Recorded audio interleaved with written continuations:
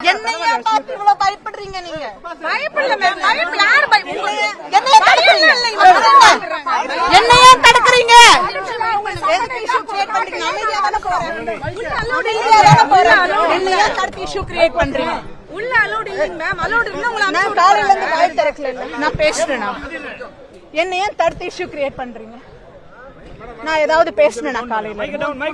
என்ன விடுங்க, அமைதியா என்ன விடுங்க. எங்க தலைவர் வந்து ஒரு பிரச்சனையில இருக்காருன்னா கூட நிக்க வேண்டியது என்னோட கடமை. என்ன விடுங்க அப்படின்ட்டு. உங்களுக்கு எல்லாம் தெரியாதா? உங்க மனசாட்சிக்கு எல்லாம் தெரியாது? ஒரு மனுஷன் வந்துட்டு ஒரு பொண்ணோட விஷயத்த வச்சு எப்படி அரசியல் நடக்கிறாங்கன்னு உங்க மனசாட்சிக்கு எல்லாம் தெரியாது? என்ன மக்கள் மத்தியில மானத்தை சொல்லி பேரை கெடுக்கணும்? என்ன 20 வருஷமா இதே போராட்டமா? ஒரு கட்சியை ஒழிக்கிறதுக்கு எத்தனை பேரோட ரத்தம், எத்தனை வருஷத்தோட போராட்டம் இந்த கட்சி, எத்தனை பேரோட சாவு, எத்தனை பேரோட உயிரிழப்பு, எத்தனை பேரோட கண்ணீர், எத்தனை பேரோட தியாகம் இந்த கட்சி. இந்த ஒரு தலைவர் அழிச்சுட்டா ஒருத்தரா வெளியில கூப்பிட்டு நீங்க எல்லாம் பண்ணிடுவீங்கல்ல? இவர் ஒருத்தர் அழிச்சுட்டு என்ன 1000 பேர் வருவாங்க. அது இல்ல பிரச்சனை. அவர் ஒருத்தர் உண்மையா நிக்கிறாரு.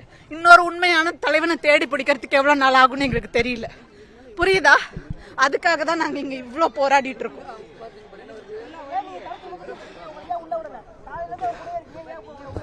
அததான் நானும் கேக்குறேன்.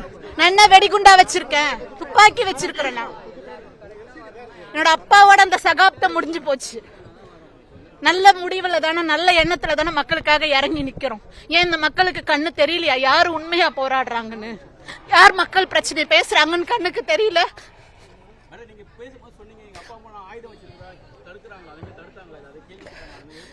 கேள்வி கேட்கறது இல்ல. இத்தனை பேரை விட்டவங்க என்ன மட்டும் ஏன் தடுக்கிறீங்க? அப்ப என்ன? பள்ளிக்கூடத்திலயும் இதே தடுப்பு, நான் வளர்ந்து வர ஒவ்வொரு இடத்துலயும் இதே தடுப்பு, இன்னைக்கு அரசியலையும் இதே தடுப்பு. ஆனாலும் நான் நிக்க மாட்டேன். ஏன்னா நான் பாதிக்கப்பட்டிருக்கேன். மக்களுக்காக நின்றே தீர்வேன் இந்த உயிர் உடம்புல இருக்கிற வரைக்கும்.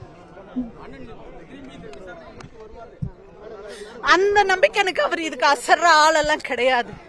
ஆனா ஒரு கொள்கையை நோக்கி போயிட்டு இருக்கும் போது இத்தனை பேரையும் மன உளைச்சல் படுத்தி நேரம் வேஸ்ட், இவங்களோட சம்பளம் எல்லாம் வேஸ்ட், இவங்களோட உழைப்பெல்லாம் வேஸ்ட், இன்னைக்கு மக்களோட நேரம் எல்லாம் வேஸ்ட். டிவி முன்னாடி இதே தான் பாத்துட்டு இருப்பாங்க. என்ன நாடு எங்க போயிட்டு இருக்கு? ஒருத்தருக்கு திராணி இருக்குதா?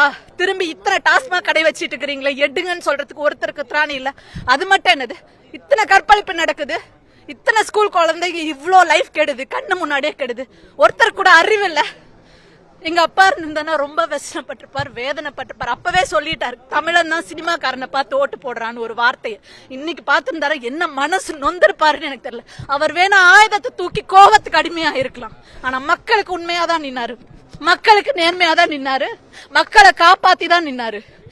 எந்த மனுஷனும் பிழை இல்லாத மனுஷன் கிடையாது. இதே இத்தனை வருஷமா ஆண்டுட்டு இருக்க ஒவ்வொரு தலைவரையும் போய் அவங்களோட ஒவ்வொரு ஸ்டோரியும் நோண்டுங்க. உங்க மனசாட்சிக்கு தெரியாது யார் என்னென்ன பண்ணிருக்காங்க, யாரோட ஹிஸ்டரி என்னன்னு தெரியாது.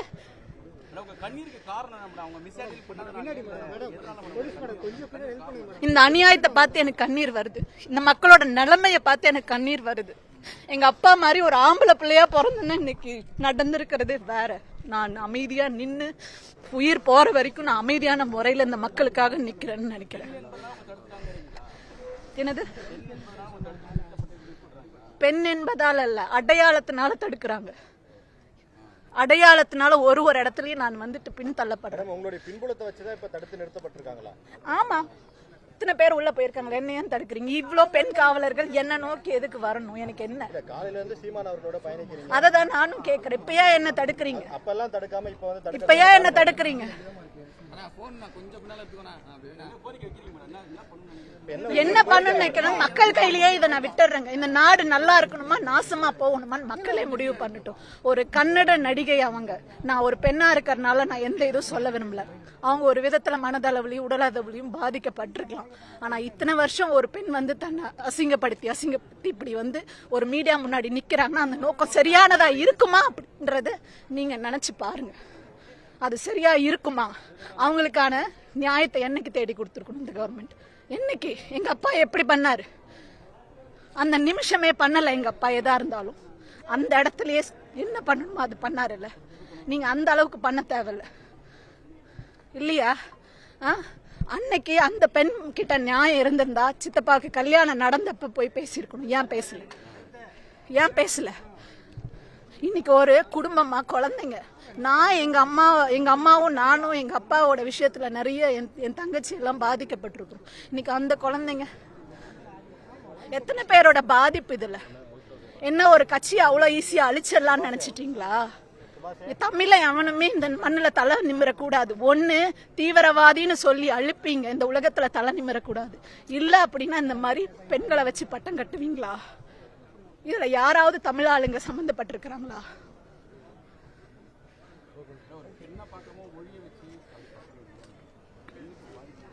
அததான் சொல்றேன். நானும் ஒரு பெண்ணா இருக்கிறனால நான் பேசுறேன். எனக்கும் உணர தெரியும் அந்த வலி என்னன்னு. சரிங்களா? நான் இன்னைக்கு ஒரு வீரனோட பொண்ணா இருக்கிறேன், சித்தப்பா பக்கத்துல நான் நிக்கிறேன் அப்படின்றது காலையில இருந்து எல்லாரும் பார்த்திருப்பாங்க. சரிங்களா? பார்த்திருப்பாங்க. என்னோட மனசுல ஓடுறதெல்லாம் இதுதான். 15-20 வருஷமா ஒரு பெண் நியாயம் தேடி ஒரே மனநிலையில உயிர் போனாலும் நிக்கணும். எப்படி நிக்கணும்? ஒரே மனநிலையில. இது என்ன கண்ணாமூச்சி ஆட்டம்? யாருக்காக சொல்லுங்க. என்ன கண்ணாமூச்சி ஆட்டம் இது? இது யாரை ஏமாத்துறதுக்கு, யாரை அழிக்கிறதுக்கு, எந்த கட்சியை காலி பண்றதுக்கு? எங்க இருந்து வந்த ஒரு பெண்ணுனால அவங்க மேல தனிப்பட்ட பெண்ணா நான் 1008 நல்ல எண்ணம் வச்சிருக்கிறேன், மரியாதை வச்சிருக்கேன். அவங்க பாதிப்பு, அவங்க கண்ணீருக்கு நான் வருந்துறேன். ஆனா இது சரியான முறை கிடையாது. இதனால சித்தப்பா மட்டும் கிடையாது, அவங்க குடும்பம் மட்டும் கிடையாது. நாங்க எடுத்துக்கிட்டு இருக்க கொள்கை பாதிக்கப்படுது.